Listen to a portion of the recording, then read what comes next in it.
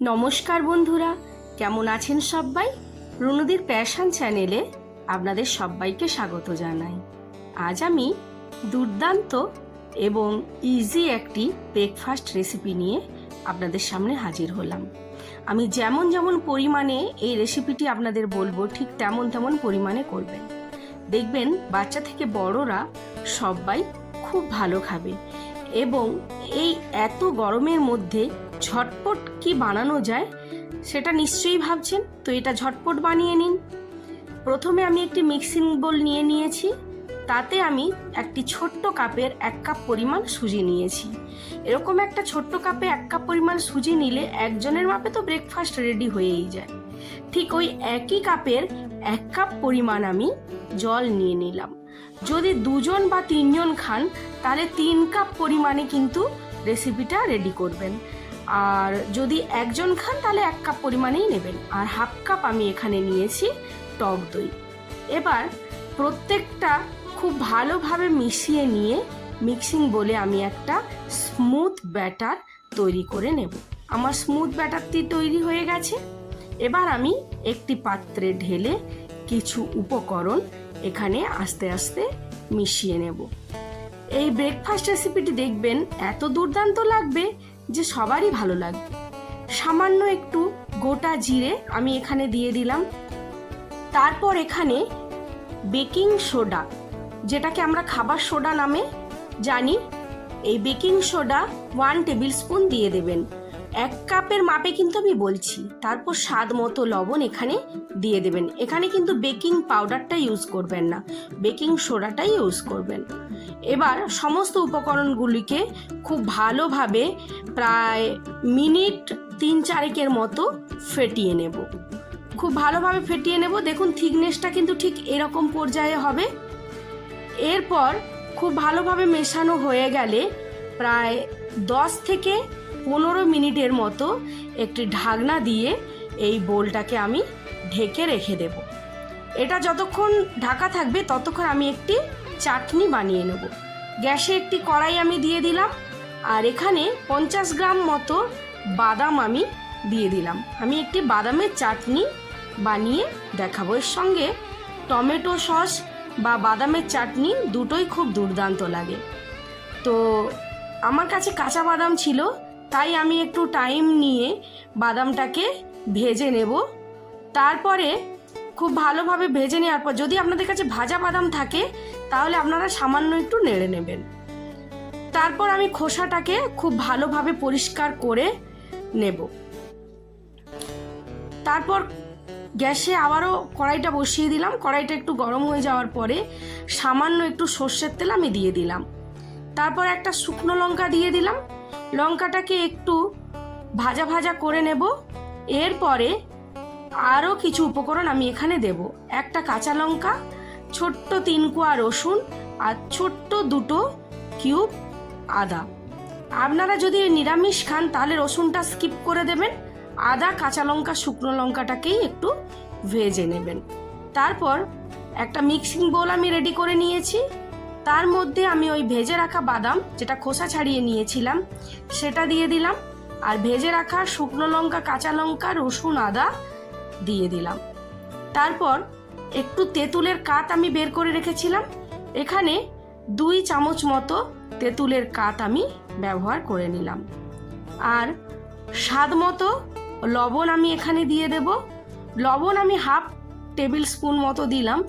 আপনারা আপনাদের যেমন পরিমাণে খাবেন তেমন দেবেন।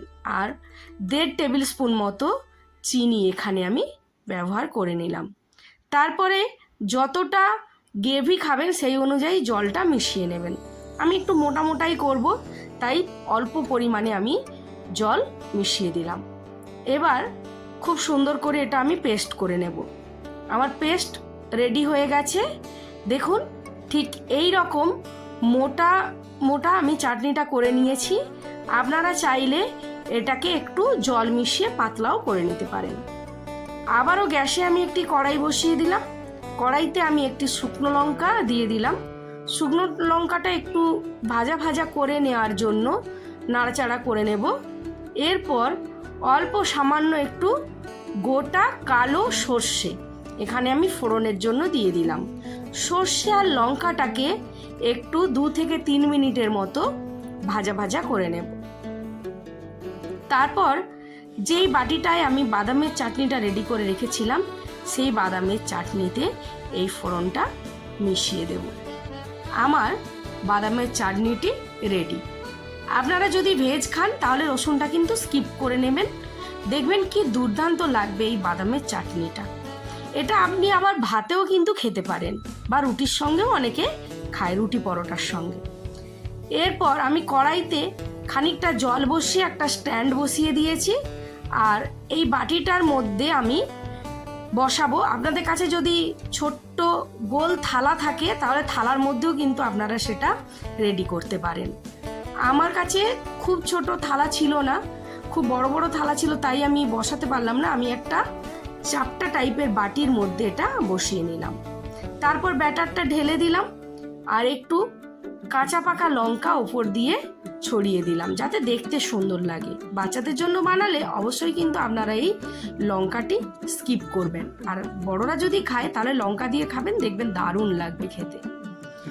এরপর আমি এখানে একটু কালারটা সুন্দর লাগার জন্য একটু কাশ্মীরি লঙ্কার গুঁড়ো ওপর থেকে ছড়িয়ে দেব। যতক্ষণে আমি এই ব্যাটারটা রেডি করছি ততক্ষণে আমি যে কড়াইতে জলটা বসিয়েছিলাম সেই জলটা কিন্তু প্রায় ফুটে রেডি হয়ে গেছে। এবার আমি গ্যাসের ফ্লেমটা সিম করে দেবো। দেখুন জলটা কি সুন্দর ফুটে গেছে। এবার গ্যাসের ফ্লেমটা সিম করে দিয়ে রেডি করে রাখা ব্যাটারটা আমি এই স্ট্যান্ডের ওপরে আস্তে করে বসিয়ে দেব। তারপরে সেট করে নিয়ে ঠিকঠাক করে ওই ঢাকনাটা দিয়ে ঢেকে দেব প্রায় 15 মিনিটের মতো। আপনারা যদি হাতে টাইম থাকে তাহলে ডিম আছে 20 মিনিটও করতে পারেন। আর দেখুন একটা ঢাকনায় ফুটো ছিল, আমি কাগজ দিয়ে সেই ফুটোটা বন্ধ করে দিয়েছি। ডিম আছে মোটামুটি 15 থেকে 20 মিনিটের মতো রেখে দিলে তৈরি হয়ে যাবে আমাদের ইজি ঝাল ঝাল ব্রেকফাস্ট রেসিপি। এই রেসিপিটা অবশ্যই বাড়িতে একদিন ট্রাই করবেন। বাচ্চা থেকে বড়রা সবাই খুব ভালো খাবে। দেখুন কি সুন্দর এটা রেডি হয়ে গেছে। এরপর ঠান্ডা হয়ে যাওয়ার পরে ছুরি দিয়ে আস্তে আস্তে সাইড দিয়ে কেটে আমি এটাকে রেডি করে নেব।